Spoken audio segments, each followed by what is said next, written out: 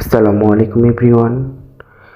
আসলে আমরা বাংলাদেশের মানুষ যেরকম একটা ট্রমার মধ্যে দিয়ে যাচ্ছি, ওইরকম পজিশনে দাঁড়িয়ে কোনো কাজ করার ইচ্ছে জাগে না।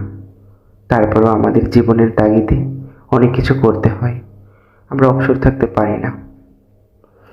তো অনেকদিন পরে একটা প্রজাপতি ড্র করলাম এবং সেটাতে হাতের কাজ করলাম। আর প্রজাপতি মূলত শান্তির একটা বাহক। প্রজাপতি দেখলে অনেকেরই মন জুড়িয়ে যায়। তো আমার এই ক্ষুদ্র প্রয়াসে যদি কারো মন ভালো হয়, সেক্ষেত্রে আমি ধন্য।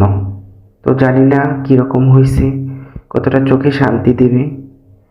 যদি আপনাদের ভালো লাগে সেক্ষেত্রে অবশ্যই লাইক, কমেন্ট, শেয়ার করবেন।